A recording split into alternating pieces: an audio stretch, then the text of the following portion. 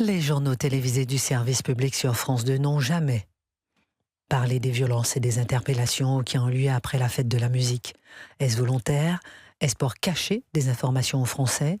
Nous recevons en ce moment donc Jacques Cardoz, ancien rédacteur en chef de Complément d'enquête, qui publie Les Inquisiteurs chez Fayard, un livre qui pose exactement la question: pourquoi certains faits disparaissent-ils des écrans ? Avant de vous donner la parole, Jacques Cardoz, peut-être un mot du regard que porte sur ce sujet de Michel Fayad et de Karim Alloum, nos chroniqueurs. Comment pouvez-vous expliquer qu'après la fête de la musique, les journaux payés par les Français ne puissent pas aborder ce sujet ? Michel Fayad sur Europe 1. Non, c'est injustifiable, mais je pense que c'est parce qu'à la base, la fête de la musique, c'est une fête qui avait été créée par la gauche, et que la gauche, quand elle crée quelque chose, elle veut toujours contrôler, maîtriser. Vous êtes en train de dire que France 2 est de gauche ? Malheureusement, je pense que l'idéologie dominante chez les journalistes de France Télévisions, c'est une idéologie de gauche. Et il suffit de voir ce qui est dit dans les programmes, ce qui est dit dans les journaux, etc.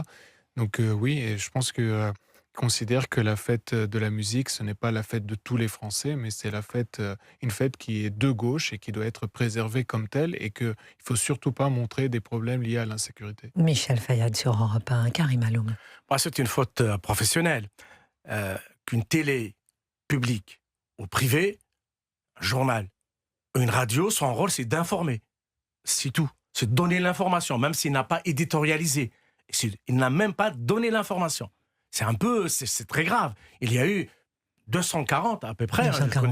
243 arrestations. 268, il y a eu des viols, chiffres. il y a eu des piqûres avec des seringues, il y a eu des arrestations, il y a eu de la bagarre, il y a eu des vols. Donc il s'est passé des choses graves dans le 3e arrondissement particulièrement. Le rôle d'un journal, c'est donner l'information. Si vous ne le donnez pas, la question va se poser. Quelle est votre mission ? Bien sûr. Quelle est la mission du service public s'il ne donne pas l'information au public ? C'est la base. Merci. Jacques Cardoz, vous êtes notre invité. Bonjour, merci infiniment d'être là. Merci vous êtes à notre vous, invité jusqu'à midi. À partir de midi, nous avons une édition spéciale avec Boilem Sansal. N'hésitez pas déjà à appeler au standard. Et Jacques Cardoz, c'est intéressant parce que votre livre révèle justement ces défaillances. Cet événement-là que vous soulignez, il est effectivement absolument incompréhensible pour les Français, et il s'explique très bien lorsque l'on est journaliste à France Télévisions. Je pense ça vient d'être dit, il y a deux choses, il y a deux réflexes.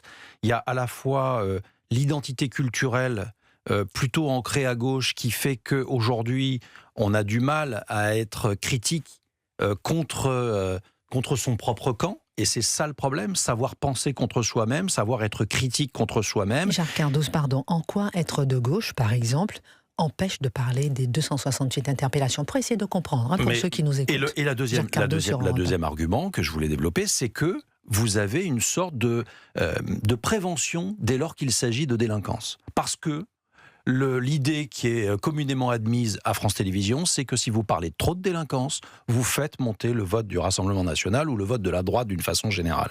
Et puis, il y a quelque chose de sale à parler du fait divers. C'est aussi ça. C'est-à-dire que lorsqu'on est à France Télé, on considère qu'on doit donner l'exemple, et que dans donner l'exemple, eh bien, il y a l'idée qu'on ne parle pas des faits divers, des petits faits de délinquance, parce que c'est pas très important. C'est une atteinte grave aux Français. Pourquoi ? Parce que les Français sont des actionnaires de fait. Vous l'avez dit, vous l'avez rappelé, Christine. Qui paye aujourd'hui le service public ? Quand vous allez prendre un café, quand vous allez au restaurant. Mais de fait, vous êtes actionnaire du service public. Moi, je parle de toutes ces émissions de magazines qui coûtent, il faut que ceux qui nous écoutent l'aient en tête, coûtent 300 000 € par soir. Chaque jeudi, c'est 300 000 € de l'argent des Français qui est investi. Donc, en retour, je ne dis pas que c'est un problème d'ailleurs d'investir 300 000 €. Ça coûte cher de faire de l'information et de faire de l'investigation. Jacques Cardoz sur Europe 1. Mais en quoi ça doit vous interdire de penser contre vous-même, de critiquer vos opinions, etc. Et c'est ça, la société dans laquelle on est aujourd'hui, c'est que vous avez en fait un parti pris qui a finalement pris le dessus sur votre travail journalistique. Parce que vous soyez de gauche ou de droite, et que vous ayez d'ailleurs des opinions ambivalentes, parce que c'est ça aussi la réalité, c'est que vous pouvez aussi évoluer dans le cours de votre vie, eh bien, c'est que vous devez de toute façon savoir mettre ça de côté et traiter tout simplement l'information. Votre question, Christine, mais elle est essentielle. Pourquoi c'est pas dans le journal de 20h? Honnêtement, je vous dis, j'y vois deux choses. J'y vois une forme de prévention politique et j'y vois une forme de rapport aux faits divers. Je consacre un de mes chapitres dans ce livre, Les Inquisiteurs chez Fayard, à cette difficulté-là, c'est que les journalistes ont un rapport aux faits divers qui est très compliqué parce qu'ils considèrent que ça fait pousser le vote RN et que c'est pas digne du discours qu'on doit développer sur le service public. Vous êtes en train de m'expliquer, je vous taquine un peu, je vous en prie, de m'expliquer que comme il y a une certaine idéologie à gauche, ils ne veulent pas montrer la réalité, ni les interpellations, pour ne pas faire monter la droite nationale. Oui, il y a ça. Et puis, alors, je vais vous dire une chose. Parce je me souviens d'abord... Même si on est de gauche, qu'on soit de gauche, de droite, on peut faire son travail de journaliste. Normalement, ça devrait même pas être une question, en fait. Tout à fait. On est bien d'accord avec ça. Ça devrait pas être une question. Moi, j'ai travaillé avec des gens dont je savais qu'ils étaient de gauche ou de droite. Peu importe, ça ne rentrait pas en conflit, ça ne rentrait pas et ça ne venait pas dominer un discours et un choix éditorial. La question du choix éditorial s'impose par des événements qui sont d'abord dans l'actualité et qui s'imposent à vous, en fait. C'est-à-dire qu'à partir du moment où vous refusez de traiter un sujet comme celui-là, ça signifie que c'est un acte politique quelque part. Puisque vous refusez une réalité. C'est ça qui est quand même incroyable. Jacques Cardoz, en direct sur Europe 1, ancien rédacteur en chef de Complément d'enquête pour Les Inquisiteurs qui sort chez Fayard. Question, pourquoi avez-vous fait ce livre? J'ai fait ce livre parce que je pense que les Français doivent savoir. Il est temps, on m'a reproché de, entre guillemets... cracher dans la soupe ou bien avoir, si vous voulez, un regard trop critique sur ceux avec qui j'avais travaillé pendant 27 ans. C'est pas personnel, il n'y a aucun règlement de compte. Pas de règlement de compte, pas de revanche personnelle. Mais non, aucune. Je l'ai fait pour... moi, j'ai pas été viré. On m'a pas mis de côté, on m'a pas dit complément c'est fini, on m'a pas retiré des émissions, on m'a pas dit, je veux dire, mes patrons étaient les premiers surpris de ma décision et je leur ai dit c'est irrévocable. Pourquoi? Mais on m'a dit mais attends, on va peut-être te proposer une autre émission, ton nom a circulé pour un poste de direction, tu peux faire plein de choses, plus tard les documentaires. Donc c'est vous qui êtes parti. C'est moi qui suis parti, je suis parti. J'ai eu une longue conversation avec mon patron de l'info et ensuite même avec la présidente de France Télévisions. Et les deux ont très bien compris que j'étais d'une certaine façon, je me sentais enfermé éditorialement. Je sentais que je devais lutter tous les jours pour un certain nombre de sujets. Je vous ai parlé de l'émission sur les faits divers, mais ça a été le cas sur le communautarisme, ça a été le cas sur Mélenchon. Aujourd'hui, par exemple, les crimes sexuels. Je regardais les crimes sexuels. On parle beaucoup de la couverture des crimes sexuels aujourd'hui dans les médias. Pourquoi pas une seule enquête sur Tariq Ramadan dans Cache Investigation ou dans Envoyé spécial? Pourquoi rien sur Gérard Miller? Pourquoi pas de Cache Investigation sur Gérard Miller? Il y a eu un 20 minutes dans Envoyé spécial. Mais ça n'est pas du tout la même exigence. Cache Investigation, c'est 1 an et demi d'enquête. Pourquoi je parle de Tariq Ramadan? Parce qu'il a été l'invité pendant 20 ans des plateaux de France Télévisions. Quelque part, c'est un devoir moral. Les Français ont payé d'une certaine façon pour entendre Tariq Ramadan. Et c'est quelqu'un de prestigieux, de qualité. Il avait une pensée. Il n'y a pas de problème pour tout ça. C'était légitime qu'il soit présent. Aujourd'hui, on découvre une phase sombre. Il est condamné. Il a eu 5 plaintes, plusieurs mises en examen. Il y a des faits extrêmement graves. On n'en parle pas. C'est passé totalement sous silence. C'est dans la continuité de ce dont vous parliez à l'instant sur ces violences qui sont commises en plein Paris et qu'on ne voit pas. Lorsqu'on ne voit pas, ça signifie qu'on veut cacher, qu'on veut occulter une partie de la réalité. Ça n'est pas sain pour la démocratie. Ça n'est pas la télé de tous les Français. Les Français payent. Qu'ils prennent un café, qu'ils aillent au supermarché faire leurs courses, de toute façon, ils financent, pardon de le dire comme ça, Élise Lucet et son équipe, ou ils financent le journal de 20h ou le journal de 13h. Et c'est une réalité. Donc, les journalistes qui sont dans le service public devraient s'imposer d'être beaucoup plus critiques à leur égard, de savoir penser contre soi-même. Ils ont le droit d'avoir les opinions qu'ils veulent. On s'en fiche, c'est pas le sujet. Ça devrait pas, mais qu'ils fassent le boulot. Tariq Ramadan, qui a été condamné pour 3 viols, 18 ans de réclusion, il ne s'est pas présenté au procès. Ouais. Il est en Suisse. Alors, vous dites que c'est un devoir moral de donner toutes les informations aux Français. Vous dites que c'est une faute politique de cacher certaines informations aux Français. Vous dites que ce n'est pas sain pour la démocratie. Ancien rédacteur en chef, effectivement, de complément d'enquête, pas de haine, pas de revanche, pas de règlement de compte, simplement des faits. Jacques Cardos, ce qui est intéressant avec vous, c'est que vous étiez à l'intérieur. Vous n'avez pas été viré, vous le rappelez. Vous avez écrit ce livre pour expliquer que tout cela n'est pas sain pour la démocratie, que c'est une faute politique. Par exemple, de ne pas parler des interpellations qui ont eu lieu lors de la fête de la musique. Et c'est un devoir moral de donner toutes les informations. Je vous posais la question avant la pause. Est-ce que, moi par exemple, lorsqu'on regarde, j'ai été membre du CSA, qui est devenu l'ARCOM. Lorsqu'on regarde le paysage de l'audiovisuel français, 1000 radios, 300 chaînes. On est l'un des pays au monde qui a le plus de chaînes info. Et lorsque je vois que certains politiques veulent absolument fermer une chaîne comme CNews, ce n'est pas parce que j'y travaille. Personnellement, je serais à l'ARCOM, je me serais opposé. Pourquoi ? Parce que CNews, j'ai l'impression, révèle justement ces informations que France Télévisions ne révèle pas, oui ou non ? Oui, 3 fois oui. Si CNews n'existait pas, dans les 48 dernières heures, nous n'aurions pas su qu'il y avait des dizaines de casseurs. Vous avez révélé des viols, je n'ai pas vu cette information, mais si c'est le cas, c'est extrêmement grave. Agression sexuelle. Et on parle également de piqûres. Et la personne a été arrêtée. Et on parle de piqûres également, donc des faits extrêmement graves en plein cœur de Paris. Ce sont des jeunes, c'est notre jeunesse. Je ne vois pas pourquoi on ne ferait pas à la fois l'éloge de cette fête de la musique et pourquoi le lendemain, on ne dirait pas exactement ce qui s'est passé et pourquoi on ne montrerait pas ce qui s'est passé. Pourquoi, à France Télévisions, il y a ce rapport à la violence, à la délinquance, qui est systématiquement un problème. J'ai vécu aux États-Unis et en Grande-Bretagne. Est-ce que vous croyez que la gauche en Grande-Bretagne, la gauche aux États-Unis ne s'empare pas des questions de délinquance ou des questions d'immigration? C'est pas parce que, pardon de le dire comme ça, c'est pas parce qu'une certaine gauche morale et que le Parti socialiste a un problème avec la délinquance et l'immigration et ne sait pas comment aborder le sujet que France Télévisions doit d'une certaine façon épouser les mêmes règles et le même suivi culturel, qu'ils s'en démarquent. Ils sont au-dessus de ça. Voilà. On a Brigitte qui nous appelle, on la prendra dans un instant. Brigitte qui a travaillé à France Télévisions, elle veut vous interpeller. Jacques Cardoz, on lui donne la parole dans un instant. Karim Aloum, Michel Fayad pour Jacques Cardoz, auteur des Inquisiteurs chez Fayard. Ce n'est pas qu'on ne veut pas dénoncer les partis, ceux qui font de la violence, etc. Mais en fait, il y a un courant qui domine à France Télévisions, c'est le courant islamo-gauchiste. Tous les gens qui combattent l'islamisme ne sont jamais invités. Moi, je suis choqué contre un homme de liberté était en prison. Très bonne remarque. Très bonne remarque. Et je vais vous donner une information.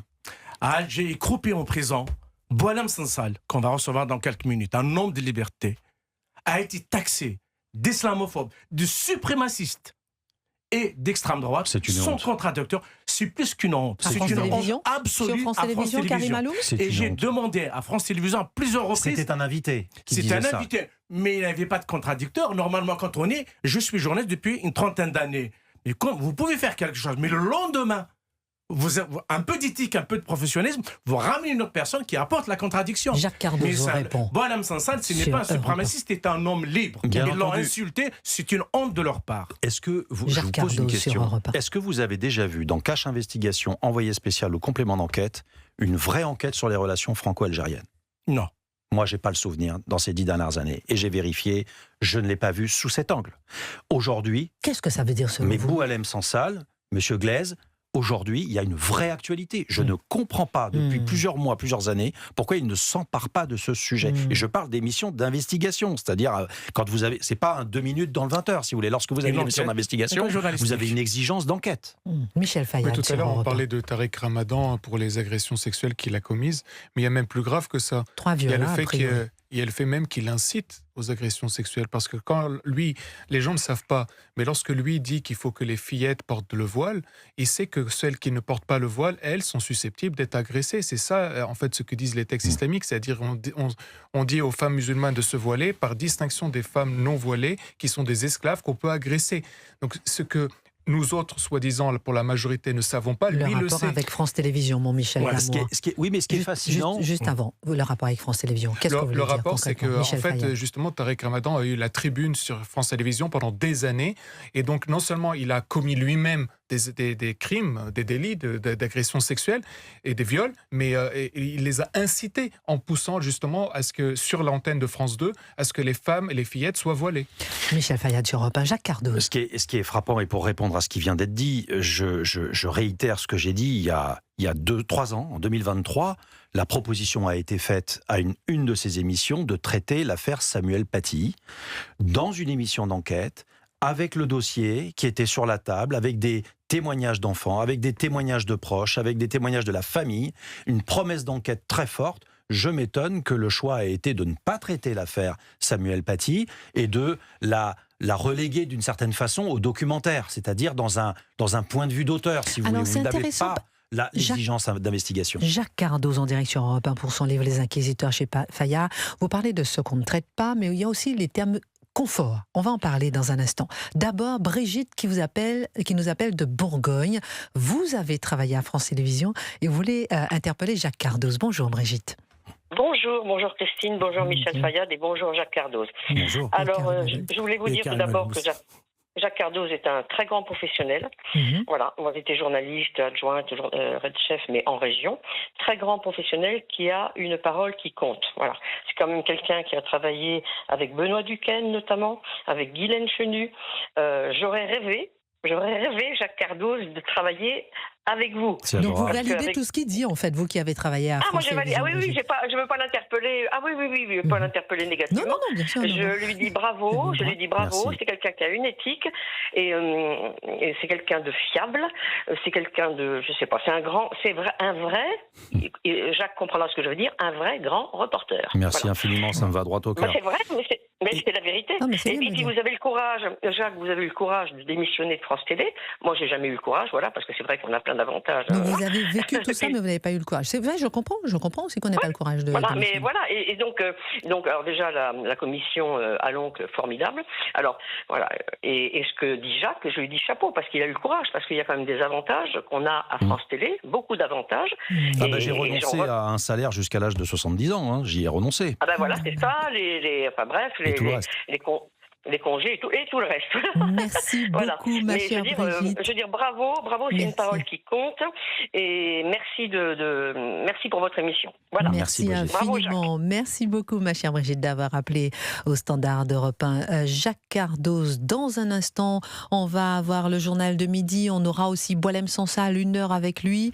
Et on revient toujours avec vous, Jacques Cardoz, pour votre livre Les Inquisiteurs, sorti chez Fayard. Je parlais des thèmes confort. Quels sont ces thèmes confort? On a parlé des thèmes qu'on ne parle pas. Les omissions. Il y a les omissions d'un côté et puis il y a le confort de l'autre.